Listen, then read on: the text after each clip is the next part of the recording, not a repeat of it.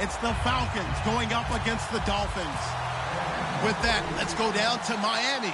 Standing by, Brandon Guyton and Charles Davis. Thank you very much, Larry. We are here on a beautiful afternoon for football. Coming up, we've got what should prove to be a good one between the Atlanta Falcons and the Miami Dolphins.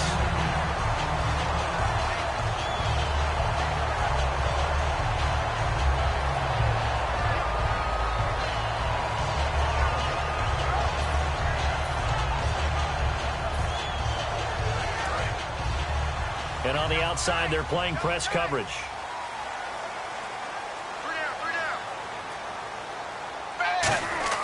Now a first down throw, Tannehill. It's a short one here, complete to the tight end. A good start offensively, 15 yards on the game's initial play. First down and 10 now for the offensive group.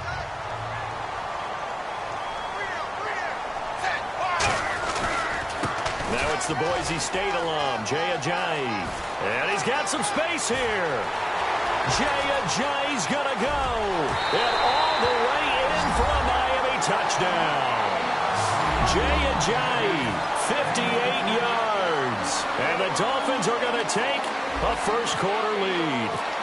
You talk about explosion plays. Here's one pretty much right out of the gate. And now they get to ride a wave of emotion, momentum, everything. Just as you described, right out of the gate, big sprint, touchdown.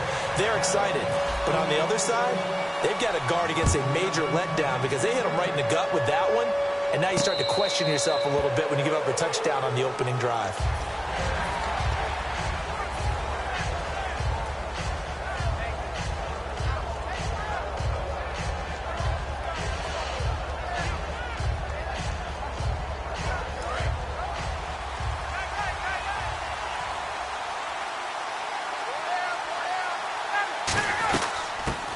For the first time with Devontae Freeman. Call it a gain of 4 on first, and that'll make it second down. A glance at the starting unit. Julio Jones, a threat on the outside, of course. Combines great athleticism, incredible speed, and a whole lot of toughness to be one of the better receivers in the NFL. Wide open receiver complete. Touchdown, Falcons. Taylor Gabriel, 70 yards. And the Falcons are an extra point away from tying the football game.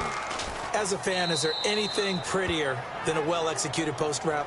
No, it's a thing of beauty, especially when it's done like that for a touchdown. The throw, the catch, and how about the run after to get it to the end zone? So we're right back where we started, all even as the kick's away. Fielded about a yard deep.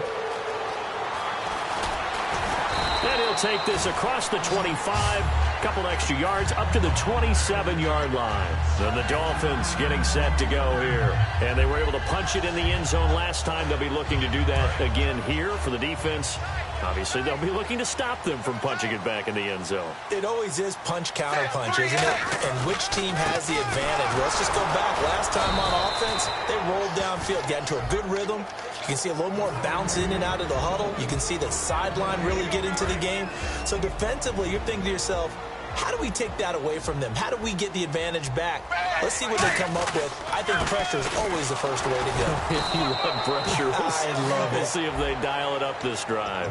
Back-to-back stops make it 3rd and 10. Here's a look at the young Atlanta Falcons, although next year, obviously, everyone will be a year older. So rookies like Deion Jones, Keanu Neal, Devondre Campbell, an extra year, well, their only year, but a year under their belt now to get better. They're just young and growing, aren't they? I mean, I expect their play to continue to accelerate and elevate.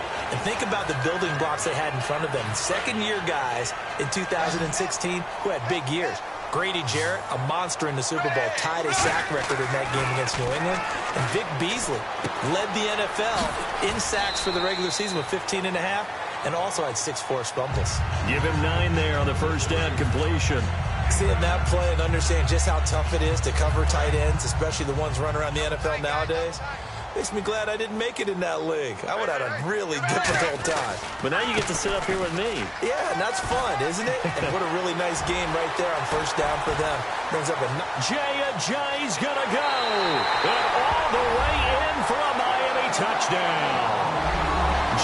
Jay with his second touchdown in this opening quarter. And the Dolphins have taken the lead. He told us he was going to hit the end zone a couple times in this game. I just don't know that he envisioned doing it in the first quarter. He probably did. I'm not sure we did, yeah. right? Because all the great ones, that's what they do. They dream about it, right? They think about it. They envision it. They think it's going to happen and almost will themselves into it. I just look at what he's done so far and just wonder what's left to come. Let's sit back and enjoy this one. Frank's now on to kick it away after the touchdown. And no return on this one as the fair catch is signaled for and taken. Here comes the Atlanta offense now ready to take over here. Last time they were out, they scored. Still trailing here, though, so some work to do. But it's okay in terms of mindset. Because they scored the last time, they're not quite as worried about being down on the scoreboard because now their confidence is a little bit higher.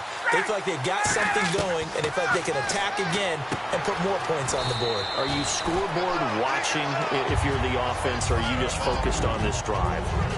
We wouldn't be telling the truth if we said that they didn't scoreboard watch. Everyone does it to some extent. But you've got to set it aside right now and just focus on this series. That'll take care of the scoreboard if they punch it into the end zone. On second down, Freeman. And he'll scratch out only about a yard up to the 32. The defensive end, Cameron Wake, brings him down.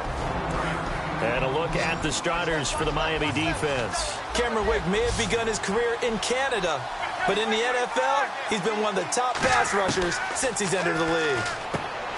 Ryan, he goes underneath to Freeman. Give him 3 on the play, and it'll be 4th down. So many times you hear today's NFL described as a space game.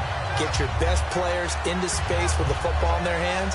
That's why sometimes you just swing it out to your runner, get him out in the flat, and let him have a chance to make people miss an open field. And in their own territory, needing only a few inches, they're going to line up to go for this thing on 4th down. They'll run it. Freeman. Boy, a curious decision to go for it. Doesn't pan out. And the Dolphins get the football in great field position. Out comes the Dolphin off.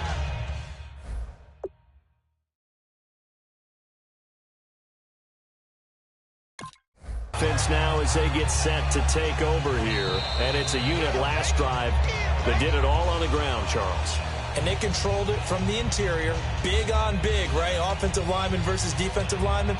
But you know, in order to keep the football moving downfield, other people have to get involved as well. Your wide receivers, your tight ends, lead runners, anything that you have possible to get in front and keep the ball moving. And now the defense may be looking out for a pass coming up. Just a yard on the first down carry, so it's 2nd and 9. So 2nd and 9, the defense looking to put them in a bad spot here.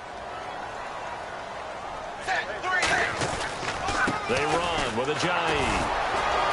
And for one of the few times here today, this run's not going to go anywhere. No gain on the play there, so that doesn't help. Now they're looking up at a 3rd and 9 situation. Looks like the defense in press coverage here. Throwing on 3rd down, Tannehill eluding the pressure right. It's incomplete. Took a shot, couldn't connect. Back now with Charles Davis. I'm Brandon Gaudin. Second quarter begins with the Dolphins in possession of the football. They are, however, facing a 4th down situation. And a tough ask here. They're going to go for it on 4th down and 9. Here we go on 4th. Tannehill. Looking for Landry, and it's intercepted. It's Desmond Trufant. And a big turnover there as his guys will get the football back. Atlanta now coming out on the field. And last time they were very fortunate, this offense. They went for it on 4th, turned it over in their own territory, but the other guys held up. They didn't give up any points. So how about the guy with the #1 headset on the sidelines, the head coach? That was planned going into it, not necessarily to not get the first down or to have the defense have to hold up. But he trusted his defense. Trusted his defense very much, and I think that's how he's going to play this game. Go for it. Be aggressive, because I've got the wild bunch backing me up over here on my own sideline. Now we'll see what his offense can do. Over 1,400 yards last year for Jones. Just 6 touchdowns, but, of course he had the big 300-yard game. However, when he was blanketed with coverage, he always opens things up for other guys, doesn't he? He does, and that's what's benefited Atlanta's offense. Other guys were able to step up. In 2016, Mohamed Sanu stepped up and had his best year as a pro. Austin Hooper, as a young tight end, really developed down the stretch. And Taylor Gabriel, who had come over as a free agent from Cleveland, he really flourished, actually led the team in touchdown catches. But there's only one Julio Jones, and you want to get the ball to him as much as possible. It's caught, left side, Tammy. That throw good for 4. It's second down.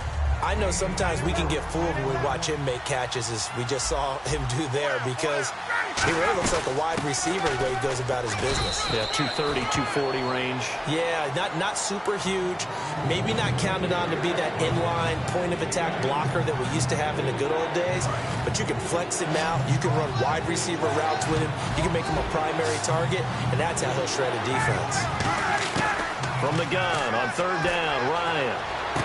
Oh, a ball batted in the air, and now it's intercepted. Picked off by Kiko Alonso. And they'll set up shop in enemy territory at the 45-yard line. Offensively, when you see cover 2, the thought has to go through the quarterback's head.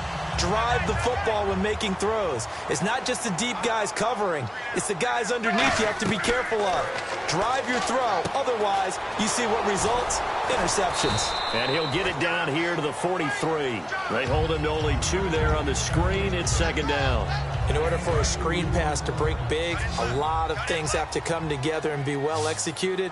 But all it takes is one small thing to go wrong and keep it from being a big game. He's got a man wide open. It's Landry. 15 yards through the air and a first down.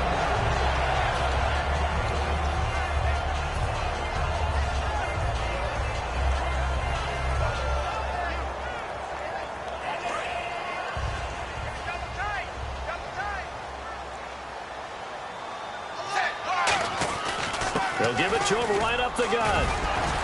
And he'll be taken down just shy of the red zone at the 21. It's a 7-yard carry to set them up with a 2nd and 3. Some runs are blocked so well, you almost forget that someone has to carry the ball to gain the yardage. The leverage by the offensive line to create space up front, really well done. Call it no gain that time, as it's going to leave them with a 3rd and about 3 to go.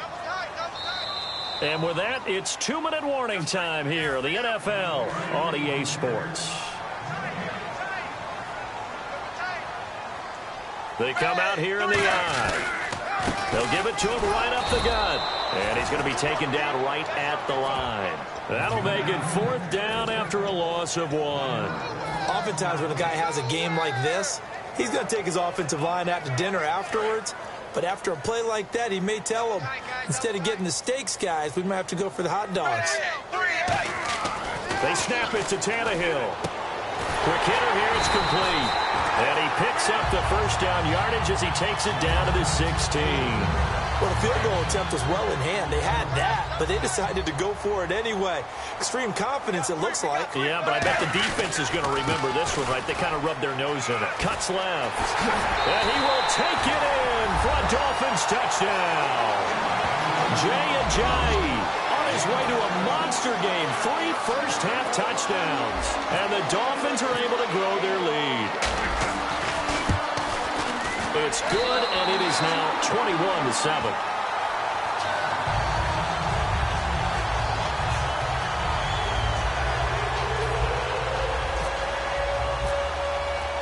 Frank's now on to kick it away after the touchdown.